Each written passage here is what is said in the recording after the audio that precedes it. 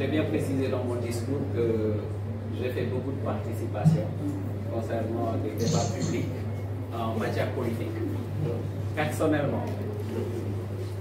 d'après la Constitution, j'avais bien dit que juridiquement, numériquement et grammaticalement, le président de la République avait le droit de se présenter en 2024. Ça, c'est légal. Maintenant, lui-même avait pris l'engagement de ne s'arrêter qu'à 2 mandats. Il a respecté sa parole. Je pense que nous devons le féliciter pour ça. C'est ça ma position par rapport au temps. S'agissant du dialogue national, nous sommes en démocratie. Il parle de démocratie, parle de dialogue. Le dialogue, c'est juste un moyen de s'ouvrir aux autres. Quand le pays est dans une situation de quiproquo ou de compromis. Cela permet à tous les partis qui sont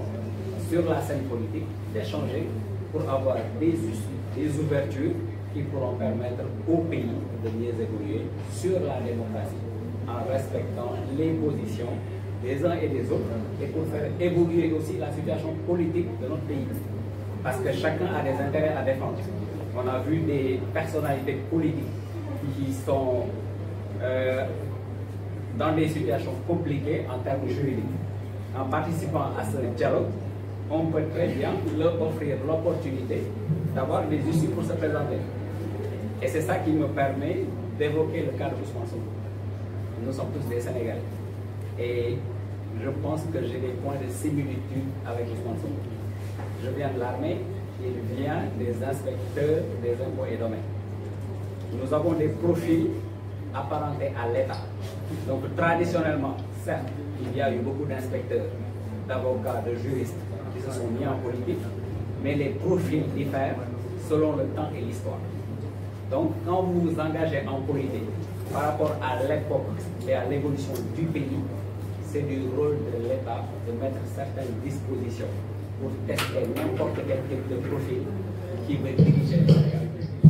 Et à mon avis, c'est à partir de là que les limites des uns et des autres sont mises à l'épreuve. Donc aujourd'hui, la justice a rempli son permis et à mon sens, en tant que citoyen républicain, n'importe qui doit se plier à la décision de la justice. C'est ça mon point.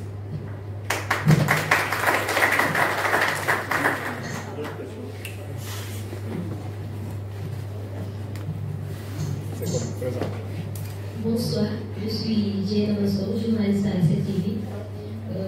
Je vais revenir un peu sur la question de mon confrère concernant Ousmane Sonko. Récemment, Ousmane Sonko a fait une sortie sur France 24 disant que s'il n'est pas candidat à l'élection présidentielle de 2024, il n'y aura pas d'élection. Et là, on est à quelques mois des élections. Il n'y a pas lieu de faire une répétition des événements qui se sont déjà passés ici. Puisqu'il a c'est une menace quand même, dire que si je ne suis pas candidat, il n'y aura pas d'élection. Vu que nous connaissons les militants qui sont obéissants et tout, est-ce qu'il n'y a pas lieu d'avoir peur? La deuxième question, c'est pourquoi dernièrement l'opposition sénégalaise critique toujours la justice du pays. Ils disent qu'il y a une justice à 2 vitesses. Et vous, quelle est votre appréciation par rapport à la justice sénégalaise? La troisième et dernière question, c'est tout à l'heure dans votre discours, vous avez parlé vous n'avez pas de promesses, vous avez des garanties. Et actuellement, l'actualité, c'est l'immigration clandestine. Et vous, quelles sont les garanties que vous avez à l'endroit de ces jeunes qui s'adonnent à cette immigration clandestine en tant que président de l'élection présidentielle de 2024?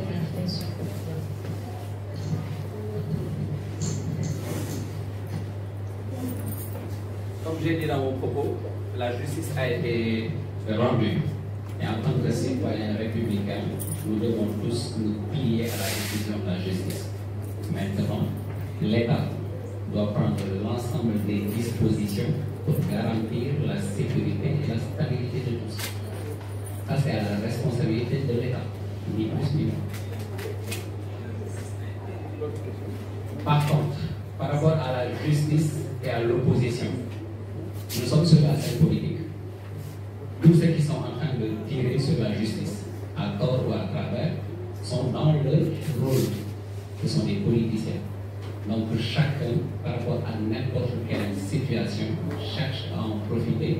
pour attirer l'attention sur eux-mêmes.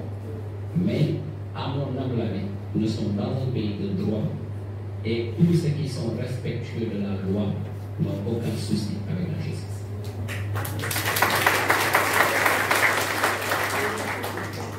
Pour la troisième question, j'ai parlé de projet d'État. Et j'ai bien dit que la politique n'était pas de la philosophie, ce n'était pas de la littérature. Donc quand on parle de géographie, on parle de science. Et le secrétaire général a bien fait de préciser que de 1960 jusqu'à maintenant, nous sommes dans l'histoire et dans la sociologie politique. Maintenant, pour sortir de beaucoup de situations, nous avons proposé une maquette scientifique du territoire sénégalais qui nous permet de mettre en jeu trois choses. La compétence, qui n'est rien d'autre que le produit de la formation, quelle que soit cette formation, menuisier, mécanicien, etc. L'aptitude. L'aptitude va au-delà de la compétence. Ça, c'est une valeur intrinsèque que le bon Dieu a donnée à n'importe quelle personne sur cette terre. Pour maintenant terminer sur la capacité. Donc, quand vous proposez une maquette scientifique de l'État, vous n'excluez personne. Maintenant, sur la base d'une éducation qui va conscientiser n'importe quel Sénégalais, vous vous offrez vous-même l'opportunité d'aller où vous voulez, sur la base d'une responsabilité individuelle et collective. Merci. nit kooku nag la ma réew bëgg a sànn ñëpp gis ko bu ko defee kenn ku nekk mu dugal na ci niteem googee ndax réew mi ma réew yëmul ci domaine président rek dafa fas yéene dox ci domaine yëpp bépp domaine boo xamante ne maanaam mi ngi ci réew mi muy ci wàllum diine muy ci wàllu lu mu mën a doon rek loolu ma réew fas na ci yéene indi ay joyet moo tax ñu dajale ne ma réew yemale wuñ ko ci askan wala ci xeet wala ci dara képp ku di sénégalais am nationalité sénégalais ci ma réew nga bokk ak fànn boo mën a bokk muy ku jàng ak ku jàngul ku mën a doon rek am wàll ci ma réew moo tax ma réew woote ndax réew mi fi mu toll ku ne xam ne nit ku nitee ko mën a defar nit ku nitee doomu aadama nag su borom indiwu ko jamono ngir mu seetaan si dafa indi jamono ngir mu am participation boobu nag boo ko matalee mooy tax mu doon nit te participation yi lu ma réew taxaw pour ku nekk mu wax la ne nag am nga participation ci defar réew mi nga bañ a toog di seetaan ndax bokk na ci li yàq réew mooy dañoo jàpp dafa am ñu war a defar am ñu war a toog déedéet réew mi kenn ku ci nekk da nga jàpp part de responsabilité waaye sinon da la indi jamono ngeen nga tax jamono kon tabax gi nga war a tax jamono da nga jàpp part de responsabilité boobu nag la ma réew bëgg a yeete kenn ku ci nekk mu indi ca da cay wàllam xam naa ku mel ne imam Guèye bu jëlee borom dana ko gën a leeral ñoo ngi ñaan su borom def li ñu yéene lépp mu àgg ci jàmm ba capitaine ay mébétam yépp suñu borom dogal mu mel ni ñu ko bëggee dañuy lay ci ngërëm suñu borom ñoom ci waxte yéegulu ay waxkatu dëgg muy benn li tax waxkatu dëgg boobu gent réew politique mooy tey digge te boo xoolee tey boo waxee politique rek programme lay def donc ñun ñu am ñaari jafe-jafe yoo xamante ne benn bi kàllaama nasaraan daf koy sujet yu bëri si politique dafa complexe pour nga expliquer ko nit yi ñu comprendre ko sax problème la mais lii di ay idéologie di indi ay doctrine yooyu di indi ay ligne de pensée politique loolu ngay topp ba si ligne de communication ñëw si ligne de comportement moo tax tey boo commencé tenir benn type de discours bi sax ñenn ñu si bëri dañuy réer mais réew ak bu mu mënti doon géographie moo koy defar moo tax boo leen xoolee réew yi gën a développé ci àdduna bi ay soldats la ko xam réew yëpp nag ñi gën a développé ci àdduna et il y a que deux matières non existées à partir de matières yooyu yeneen matières yëpp si lañ juddoo c'est la géographie et la sociologie parce que yàlla dafa bind aalam bi jël doomu aadama dugal ko ci biir mu yilif lépp ginnaaw yàlla mi sàkk lépp loo xam ne doomu aadama mënu ko sàkk doomu aadama la yàlla may capacité mu jël ci environnement comme suñu environnement nit yi pare ci seen bopp ñoo ko mën a defar nit yi nga xam ne soxlaa lu dara seen bopp ñooñu ñoo ko mën a defar donc moo tax ñu promettre ñu kenn daal li ma leer mooy en tout cas la science de l'état dinañ ko développer ci tableau yi ba ñëpp gis ko ku may invité utal ma tànn utal ma tànn utal ma tànn. Il y a plusieurs leaders yu yàgg di sonn effectivement comme ni ma ko waxee di jariñ seen réew ñu dajaloo mais dañoo gis ci capitaine Mamadou Dièye ñu bokk vision ñu bokk gëm-gëm bokk pas-pas te élément central bi muy comme li ma wax la refondation de notre république mu yore profil bi nga xamee ni moom lañ jàpp ni ki mel ni kii profil bii moo mën a refonder notre république pour que ñu doon dëgg réew moom xam ni réew muy dox ci dëgg ci dëggu ci dogu réew moom xam ni day jubanti ay njiit yoo xam ni dañuy mat njiit di jubanti réew moo xam ni ñun ñëpp dañuy yem ci réew mi amul xaj amul seen sans distinction de race d'ethnie de religion donc foo mën a fa bokk ñëpp yem ci askan wi ñëpp yem ci yoon ñëpp yem ci alalu réew mi loolu nag ñu gis ni moom profilam vraiment moom profil bu mel noonu moo ci baax pourquoi parce que c'est un jeune d'abord te 90% de notre population ay jeunes la benn mais jeune boo xam ne fan la jógee man qui vous parle je suis un ex-administrateur militaire capitaine Mamadou Dieye a été formé dans la plus grande école haute école où sont formés les hommes d'État et les rois même les princes yi nga xam ne ëllëg dañ leen di destiné seen destin mooy gérer ay réew foofu lañ leen di formé muy Saint-Cyr école Saint-Cyr donc kooku bu amee boofu nag li tax mu am solo d'ailleurs d'habitude depuis jamono Senghor ñun ñu xam armée général daawuñu ko nommé fii ci Sénégal pour génnewul Saint-Cyr pourquoi parce que dañ lay former ñoom ci république qu'est-ce que c'est que la république qu'est-ce que c'est que l'État ba nga xam ni un Saint-Cyrien du moom mukk moom mooy def coup d'état un Saint-Cyrien du moom mooy def esprit partisan nga dugal ko ci politique loolu donc moom te loolu la ñu soxla ko moo tax ñu choisir ko moom sa personne donc et puis mu doon koo xam ni xaarul ba retraité pour defi politique amoon une carrière il est très jeune donc di capitaine mu amoon une carrière dans l'armée bàyyi ko fa kon patriotisme dëgg moo tax mu résilier sa carrière militaire pour s'engager en politique kon kooku dugul ci politique boobu daal parce que dans ce pays-là il faut que ñu mën a ràññee ki nga xam ni dañoo dem ba ñu bëgg xataal ko mu def politique ak ki dem ba retraité dem defi politique ak ki nga xam ni dafa am ay problème dem defi politique loolu lépp daluñu ñun man ci bu bari man moom léegi boole mooy ñun ñaar ku ci nekk da nga résilier ses contrats dans l'armée pour engager wu en politique donc loolu moo ñu boole ñi ci des la même chose leader yi ma leen wax léegi Cheikh Thiam c'est un autodidacte war ngeen di gis ay vidéo yu muy def nekk États-Unis Cheikh Thiam jàngul français jàngul olof jàngul nasaraan mais universitaires yi gën a rëy ci àdduna bay toog ak ñoom di wax ak ñoom te ñooñu di jëlee ci moom xam-xam kon yàlla moo ko may il a fait tous les pays d'Afrique d'Europe et d'Amérique teg ci ñafeel boppam li ñu naan self-made man di jël alalam di jariñ askanam à partir des États-Unis waaye jaay pareillement en France noonu la fay defee ñoom ñii seen i kuréel ba Casamance am tàggat bëri na fa ay mouvement jigéen ñu nekk ci àll bi daanaka ñooñu sax bëggoon nañoo ñëw mais damay leen aar leen ba bu ñuy def investiture mais ñoom ñëpp ñoo xam ni Waly Ndiaye daf leen di jariñ à partir de la France di leen jariñ ci seen mbay mi ci seen nangam loo xam ne ñañu fal ci biir Casamance jariñu leen ko donc c'est ça donc notre choix en cette personne là tam moom aussi bi ñu xalaatee ñun ñëpp ni kuy jiite parce que ñun lépp lu ñu def suñu parti dañ koy wax aar kenn yorul le monopole de la vérité fu mu nekk kuy jiite moom ci boppam da ma jiite la yaay sama ma ne ko noonu ñun ñëpp ñu ne ko yow la yow mi gën a doon ndaw yow la te yow laa yor profil bi yow donc c'est ça parce que ñun alhamdulilah ñu nga xam ne politique dafa am lu leen ci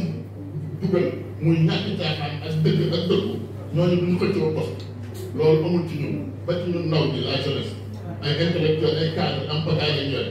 ñoo xam ay informaticiens ay ingénieurs ak ñu am pagaay mais ñooñu ñëpp ak nit daara yi ci seen biir ñooñu ñëpp ku ci wax ku ci toogal bu yow nga xam ne kii nit la ko nite donc loolu moom moo tax ñu choisir le capitaine Mamadou Dieye ñu koy mooy malheureusement boo xam ne bu ñu xoolee champ politique Sénégal bu ñu xoolee avenir bi fu ñu war a jëmee Sénégal tey ginnaaw li nga xam ni yenn questions yi maa bàyyi mu répondre ci mais li nga xam ni moom nga wax ci le président Macky Sall décision bi mu jël jàpp nañu ku mel ni moom nii bu ko wuutoo li nga xam ni moom ca bilan doon na loo xam ne lu sooxe muy un état de droit muy un état boo xam ne ñëpp a yem ci yoon muy un état boo xam ne ñëpp a yem ci alalu réew muy un homme d'état un président boo xam ne du am xàjj ak seen ci kii sama militant la wala nangam moom nii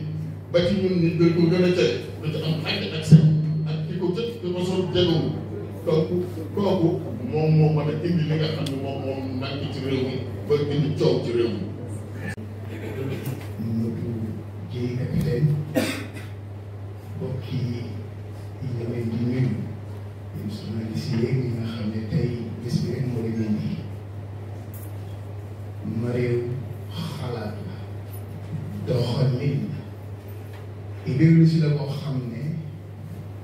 bu bees tàq la bu ñu daj ci paquetam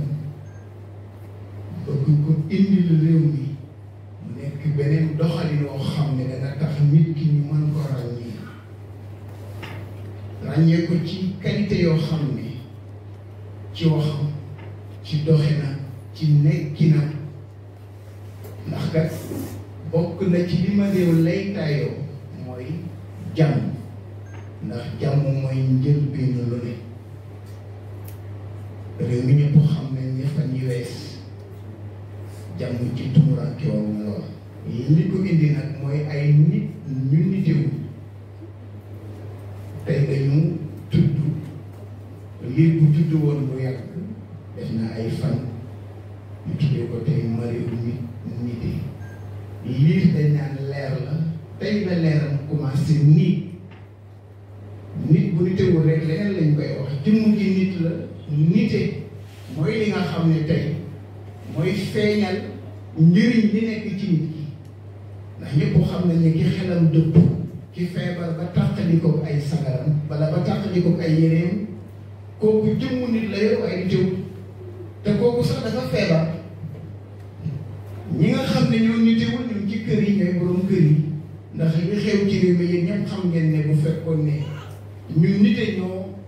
ko jiite woon di ko doxal li am du am kon ñu xamal ne ma réew dafa woote ci benn ngëm bu ñu bokk ñun ñi ki gëm yàlla mi nga xam ne tey day fay ëllëg ngir aljanna ëllëg ak ki nga xam ne ati la gëmul dara ñun ñëpp boo ko dajee ci saal bi tey lan lañu bëgg mooy jublu ci suñu réew ñu bokk nag fu ñu jubloo ñu wute kon ñu leen di woo yéen ñëpp ne leen kat ni ko capitaine waxee depuis 63 ans li fi nekkoon rek moo fi ne jot na nag ñu xam ne àdduna dafa jëm foo xam ne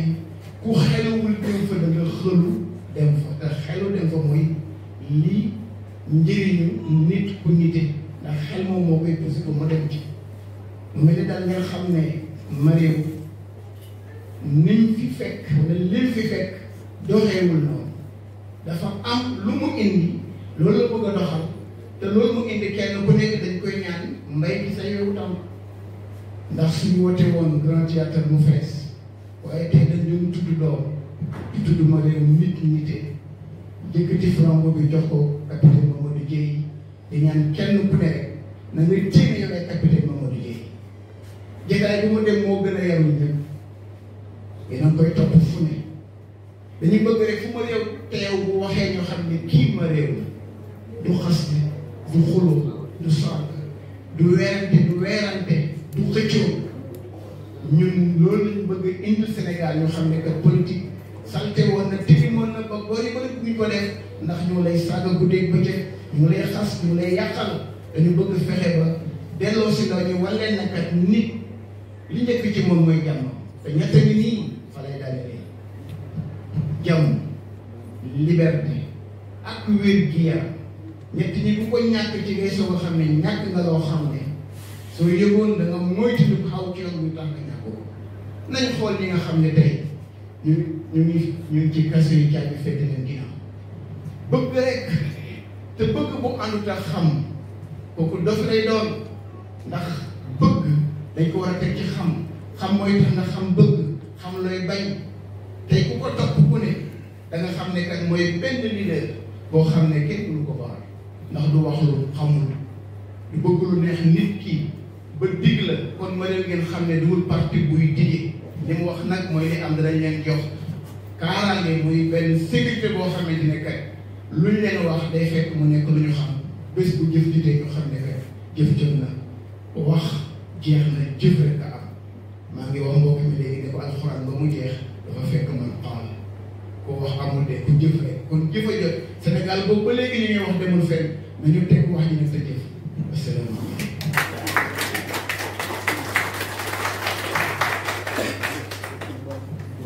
ñu jox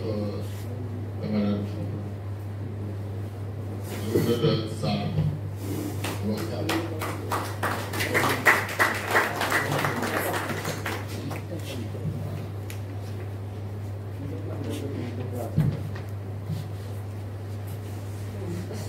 asalaamaaleykum ñu fi teew ñëpp di nuyu suñu président capitaine Dièye ak ñi mu àndal ñi nga xam ne jënd sa ba pare di nuyu Moxtaara di nuyu ñëpp fi teew maa ngi leen di nuyu di leen ziar bu baax a baax a baax waaw di wax ci ma réew muy parti politique bu may sàkk boo xam ne ngénte ne daanaka day wax waaw comme ni ko judd rek dañ koy ngénte voilà noonu lañ koy doxale incha allah di ñaan yàlla nag parti bi muy ma réew di jiite ñaan nañ yàlla nag lépp luñ ci yaakaar yàlla na ko ci yàlla def di ñaanal capitaine Dièye bi yàlla na yàlla leeral yoonam parce que am nañ ci moom yaakaar trop parce que nit la koo xam ne daal vraiment ah ñun de bañ ko seetee ba jiital ko ah xam nañ ne daal bu dëgg yàlla mat nañ nit je me présente bari na ak maa ngi tudd Aminata Sarr nekk Youfas nekk vice président ci Youfas président bi ma tudd Wade Ndiaye mi France man nag maa ngi vice président bi voilà moo tax ma tey fi moom laa fi teewal daanaka waaw di wax suñu président bi muy capitaine Dièye comme li ma wax léegi rek am nañ yaakaar bu baax a baax ci moom parce que am na jikko yoo xam ne soxla nañ ko ci nit tey la yaru na xale la mais vraiment am nañ ci yaakaar yàlla na ko yàlla defal jàmm leeral yoonam yàlla na eggal yoonam man de loolu rek laa koy ñaanal parce que daal vraiment nit la koo xam ne ah du neew ma awma défaut amul défaut de mais gisuñu ci moom défaut voilà macha allah yàlla na ko yàlla jàppale bu baax a baax di ñaan yàlla aussi di tamit di jaale famille yi nga xam ne mooy xale yi demoon bi voilà maa ngi leen di ñaanal parce que léegi lañ ma wax rek sa benn xarit doomu frère aussi si la bokk su lañ koy ñaanal di ñaanal ñëpp ñoo xam ne des nañ fa parce que loolu aussi problème la boo xam ne war nañ ci taxaw parce que xale yi di dem nii war nañ ko xool lan la exactement parce que bu dee problème d'emploi la fii mën nga góorgóorlu ba suturaal sa bopp parce que ñu bari ñu ngi fii di góorgóorlu di suturaal seen bopp di jàppale seen waajur yi mais vraiment loolu moom war nañ ko xoolaat bu baax a baax maa ngi ñaan nag capitaine bi yàlla na la yàlla def président de la république 2024 yàlla na ko yàlla def di ko ñaanal su toogee si nguur bi dama koy ñaanal problème jeune yi surtout na ci taxaw ak les mouvements des femmes ñu ngi fii ñu ci bari dañoo jiital ay mbootaay ñoom ñu ci bari ñu fi toog nii ay présidente de mouvement lañu ñooñu aussi dañuy sonn kenn jàppale wu leen da ngay am sa projet bu fiable kenn du la jàppale loolu aussi war nañ ci wax man mii en personne tamit dama ci boole sa bopp parce que mouvement bi ma nekk Youfas c'est un mouvement de développement boo xam ne depuis 2 ans et demi mi ngi existé dañuy def ay transformation céréales locales xam nga di ko commercialiser aussi dañuy dem ci tool yi bay ko parce que la ñu bay moom la ñuy transformé xam nga loolu aussi c'est pas facile si ay jigéen c'est pas facile dañuy bay ba pare jël ko transformé ko am nañu ay transformatrices yoo xam ne ay jàmbaar la amuñu ay machines yoo xam ne mooy yi ñu tuddee séchoir yooyu sax amuñu ko suñu propre moyen la ñuy demee pour te dire que management yi ñoo ci am kenn jàppale wu leen léegi li may wax daal président ah loolu daal bàyyi sa xel emploi des jeunes ak surtout jigéen ñi dañ leen jàppale bu baax a baax vraiment bëgg nañ changement de comportement parce que jeunes yi aussi tamit ñu wax dëgg rek lu yàlla xam day na parce que éducation de base boo ko amul amoo dara loolu mooy nit te jeunes yi fu mu nekk nii dañu war a wax ak ñoom parce que bu ñu defee suñu investiture ba pare incha allah dinañ def suñu ay sorties dinañ def ay sorties waxtaan ak aussi jeunes yi waxtaan ak jeunes yi surtout conscientiser ba mu am lu dugg seen bopp yi moo ko ñu dem ci gaal yi di ci aussi tamit di ci rey seen bopp loolu c'est pas intéressant du tout loolu daal laa amoon ci li may wax di nuyu nag ñi ma ñëwoon ñëpp maa ngi leen di nuyu sama ay sœurs sama ay cousines sama ay xarit ñëpp a ngi fi maa ngi leen di nuyu bu baax a baax a baax di ñaanal capitaine yàlla nekk président 2024 donc am na protocole bi ngeen may